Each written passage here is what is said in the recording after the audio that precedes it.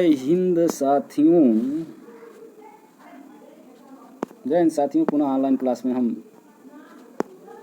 उपन्यास पर आधारित प्रश्न लेकर के उपस्थित हैं। टोपी शुक्ल के लेखक हैं तो ये हैं राही मासूम रजा। निम्नलिखित में कौन सा उपन्यासकार एक आंचलिक उपन्यासकार है? ये है राही मासूम राजा। फणेश्वर रेणु के ने सर्वप्रथम अपनी प्रथम कृति मैला आंचल 1954 को आंचलिक उपन्यास के नाम से अभिहित किया। प्रथम संस्करण की भूमिका में उन्होंने लिखा था, यह मैला आंचल एक आंचलिक उपन्यास है। उन्होंने प्रेमचंद के उपन्यासों में आंचलिक खोजी। यही नहीं शिवपूजन सहाय की देहाती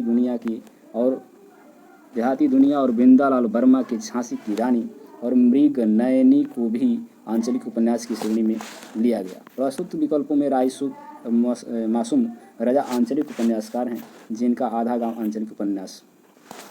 इनमें से कौन सा आंचलिक उपन्यासकार है? राही मासूम राजा। अगला विकल्प प्रश्न है, देश के विभाजन की त्रासदी किस उपन्यास में वर्णित है? तो ये सी विकल्प है, झूठा सच। झूठा सच प्रगतिवादी उपन्यासकार यशपाल द्वारा लिखा गया है जो देश विभाजन की त्रासदी पर आधारित है। झूठा सच यशपाल द्वारा 2 भागों में लिखा गया। इस उपन्यास का पहला भाग वतन और देश 1958 में प्रकाशित हुआ, जबकि दूसरा भाग देश की भविष्य 1960 में प्रकाशित हुआ।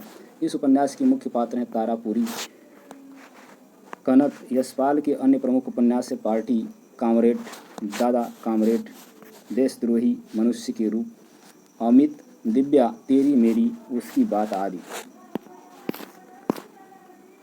झूठा सच्चे उपन्यास के लेखक हैं, तो झूठा सच्चे उपन्यास के लेखक हैं यशपाल। इनमें से कौन सा उपन्यास यशपाल का नहीं है? नहीं की बात है तो यह बी विकल्प सही है। कब तक पुकारूं रांगे राघव का उपन्यास है। शेष उपन्यास यशपाल के हैं। सूरज किरण की छाँव आंचलिक उपन्यास के लेखक हैं, तो यहाँ ए विकल्प है, राजेंद्र अवस्थी हैं। अगला प्रश्न है कि निम्नलिखित में कौन सा उपन्यास नागार्जुन का नहीं है? तो डी विकल्प है, परिकथा। बाकी सब उनके हैं। बलचनामा, रतिनाथ की चाची, वरुण के बेटे, पर ये डी विकल्प नहीं है। परिकथा नागार्जुन का उपन्यास नहीं है, बल्कि ये फणेश्वर नाथ रेणु का उपन्यास है।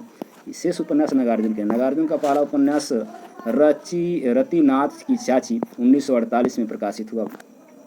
बालचनामा 1952, नई पौध 1953, बाबा बाटेश्वर नाथ 1954, वरुण के बेटे 1957, दुख मोचन 1957, कुंभी पाक 1960, हरिक जयंती 1961, उग्रतारा 1963, इमरतियाँ 1967, पारो 1975, गरीब दास 1979 आदि इनके प्रमुख उपन्यास हैं। सांप्रदायिक समस्या पर लिखा गया उपन्यास कौन है? तो ये है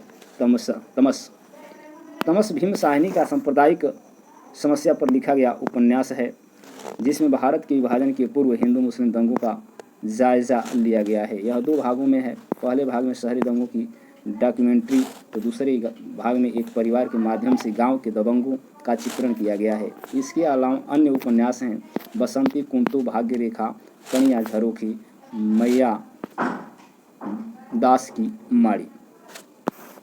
अगले पेज पर चलते हैं।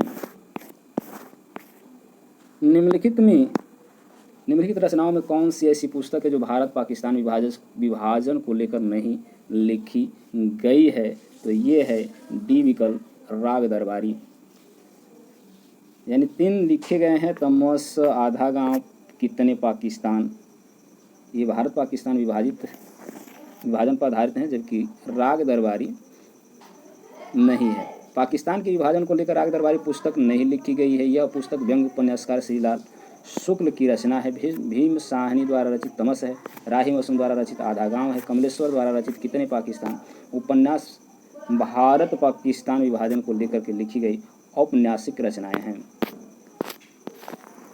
निम्नलिखित में से उपन्यास का कथानक भारत पाकिस्तान विभाजन पर आधारित नहीं है? तो ये है कर्मभूमि। बाकी सब कर्मभूमि 1932 में उपन्यास जो प्रेमचंद द्वारा लिखा गया भारत पाकिस्तान विभाजन पर आधारित नहीं है, बल्कि इसमें नागरिक एवं ग्रामीण दोनों विभाजन धाराओं पर आधारित यथार्थवादी राजनैतिक चित्रण किया गया है। शेष भारतीय उपन्यास सभी उपन्यास भारत पाकिस्तान विभाजन पर आधारित हैं। पाप और पुण्य के चिरंतन नैतिक प्रश्नों को किस उपन्यास में प्रस्तुत किया गया है? तो ये है बी विकल्प, चित्रलेखा। चित्रलेखा भागवती चरण वर्मा की औपन्यासिक कृति है। भगवती चरण वर्मा को उपन्यासकार के रूप में प्रतिष्ठित करने वाला उनका उपन्यास चित्रलेखा है। इसमें पाप और पुण्य के चिरंतन नैतिक प्रश्नों को प्रस्तुत किया गया है। इनके अनेक प्रमुख उपन्यास हैं पतन, 3 वर्ष, टेढ़े मेढ़े, रास्ते आखिरी दांव, भूले बिसरे चित्र, रेखा सीधी सच्ची बातें तथा सबही नचावत राम गोसाई। चित्रलेखा किसकी औपन्यासिक कृति है? तो हमने ऊपर पढ़ा भगवती चरण वर्मा का है। चित्रलेखा किसकी रचना है?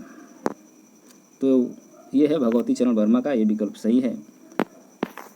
डॉक्टर प्रशांत फणीश्वरन रेणु की रचना का पात्र है, तो किसका है? तो ये है डी विकल्प, महिला आंचल का। डॉक्टर प्रशांत फणीश्वरन रेणु द्वारा रचित आंचलिक उपन्यास महिला आंचल के पात्र हैं। गोबर प्रेमचंद्र की किस उपन्यास का पात्र है? तो ये है सी विकल्प, गोदान का। गोबर मुंशी प्रेमचंद द्वारा रचित कालजाई उपन्यास गोदान का पात्र है। वर्ग वैषम्य और वर्ग चेतना प्रेमचंद के किस उपन्यास का मूल आधार है? तो प्रेमाश्रम का है।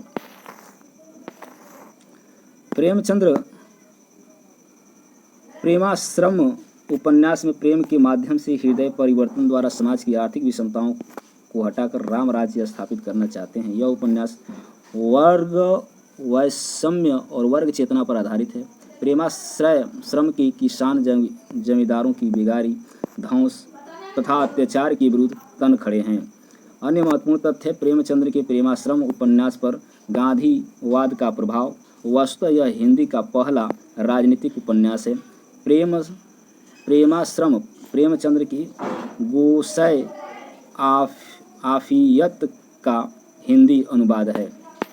धुनिया प्रेमचंद्र के किस उपन्यास के पात्र हैं? तो ये हैं गोदान के। प्रेमचंद्र उपन्यास गोदान में होरी, धनिया, धुनिया, गोबर, हीरा, शोभा, रूपा आदि पात्र एक परिवार के हैं।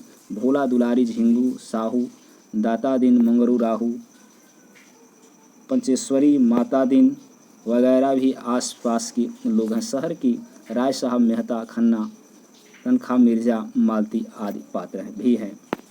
तो आज के लिए बस इतना ही।